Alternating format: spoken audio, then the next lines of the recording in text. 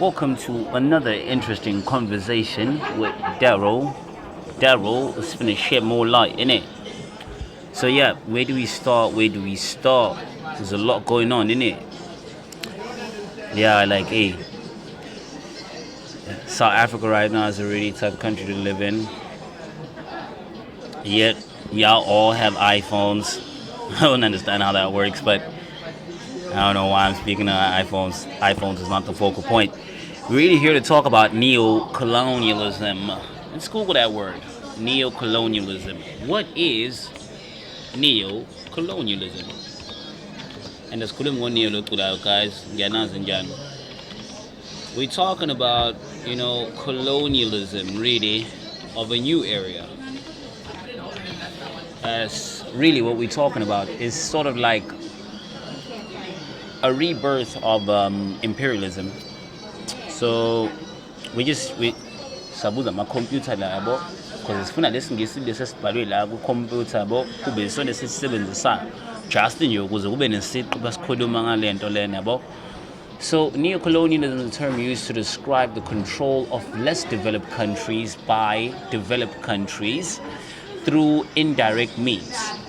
It broadly refers to the foreign dependency of former colonies and their colonial-like exploitation by international corporations and financial institutions based in developed countries.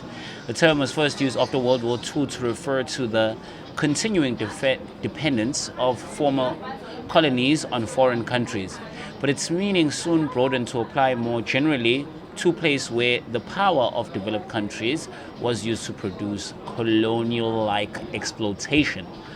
Neocolonialism has been broadly understood as a further development of capitalism that enables capitalist powers, both nations and corporations, to dominate subject nations through the operations of international capitalism rather by means of direct rules. So there we have it. That's what neocolonialism is. That's what we currently have. That's the situation that we currently have right now, where I can't really speak much about the whole of Africa not because but because I can't provide enough information about what is happening. So I'm not fully clued up.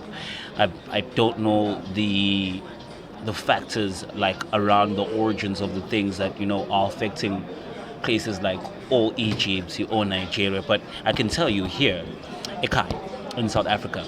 And this is sort of what this video is meant to do as a way, also share that information and where we able to grasp that. So neocolonialism is an important thing right now because obviously if we look at our country right now, we really genuinely did trade ourselves for one colonizer for another. I mean, we used to be ruled by the British, classy niggas, top hat.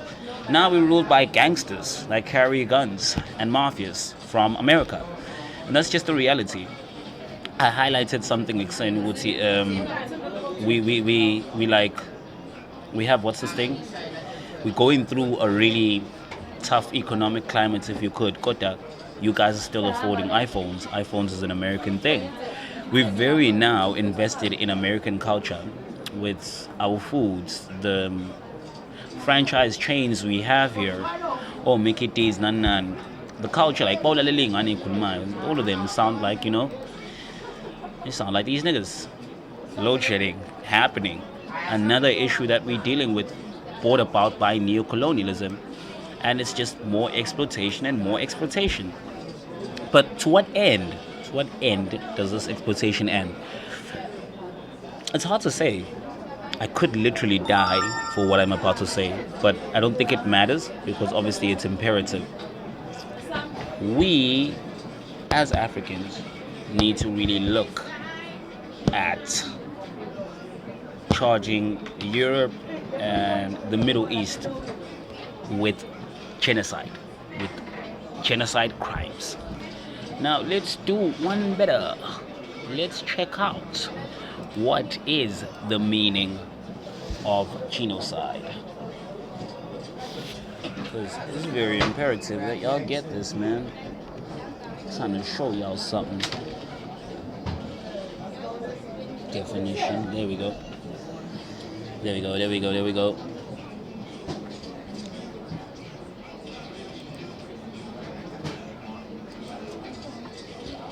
Oh my God. I think they're on to me. Google doesn't want to give me an update about that. So I think they're on to me, man. No, it's giving. Let's check it.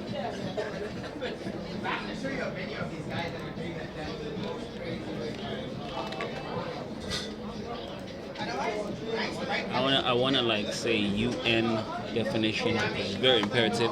While we just wait on that, I'll just give you the backstory of it. So genocide is a term that was first brought up about after World War II by a Polish Jewish guy.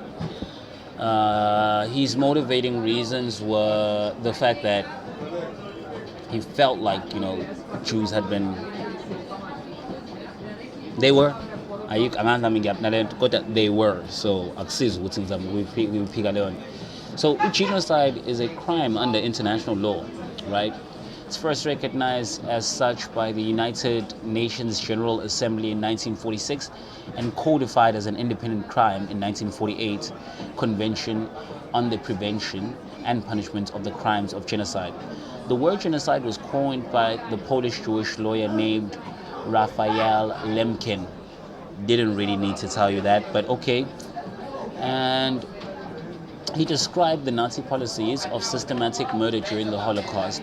Genocide arose as a legal concept in 1940, coined by a jurist who believed the existing laws of war were inadequate. Okay, so that's one aspect of the what's this thing? The genocide, but I'm really looking for the UN term because there's a specific clause in there that's really, really imperative. Just bear with me there. It is going long. There we go. So it's giving background. There we go. So in the present convention, genocide means any of the following acts committed with intent to destroy in whole or in part a national, ethnical, racial, or religious group. As such, A, killing members of the group, B, causing serious bodily or mental harm to members of the group, C, deliberately inflicting on the group conditions of life calculated to bring about its physical destruction in whole or in part. That one really hits home for Tina C's scene. We have been deliberately inflicted as a group with calculated life decisions to bring about physical destruction in whole and in part in our lives. And then D goes imposing measures intended to prevent deaths within the group and for forcibly transferring kids of the group to another group. So this is what we have genocide as, and this is why I feel we can charge Europe ne Asia with, well, not Asia, Middle East really, with genocide, because these guys have actually they've interacted in all four of these things, A, B, C, D, E. They've interacted in all of it in Africa. So my problem in what I'm saying, or in what I'm proposing, or in this notion, is really just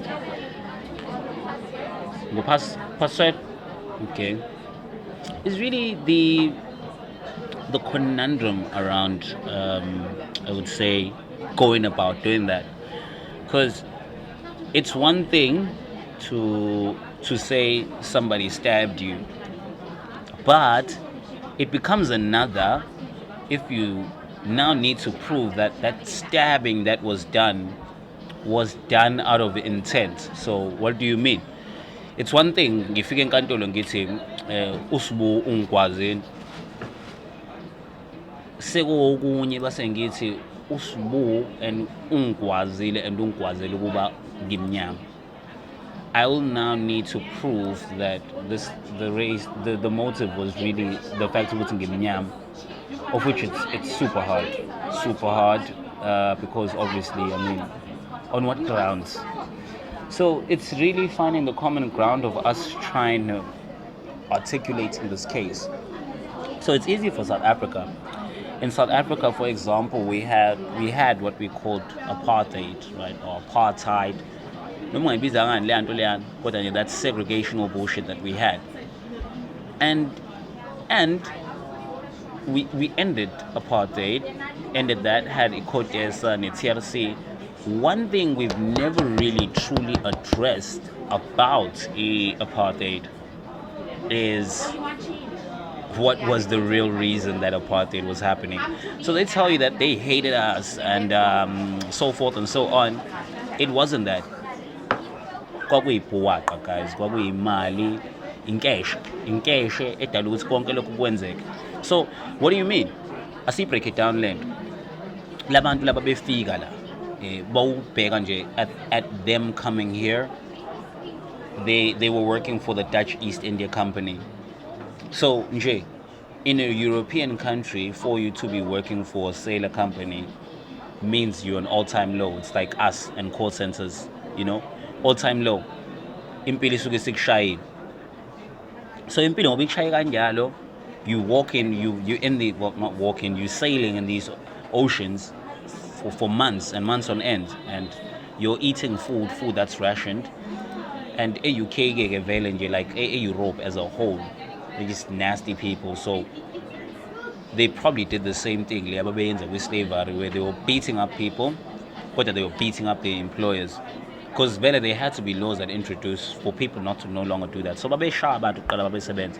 so you have these niggas being abused on these ships, working for their families, and then they stumble upon this place, a Cape of Good Hope. So Cape of Good Hope, why is it of good hope? What hope that is good that you're getting from this place? It's a lot. Obviously, they came there, looked at the ecology, and they're like, no, soft life. Soft life, absolutely soft life. So, economy itself, the word economy, it means living off of your ecology. So, your ecology is your surrounding. Therefore, ngathi soft life le, they decided ukuthi abasafuna ukuhamba, and they want to stay for the economic benefit that the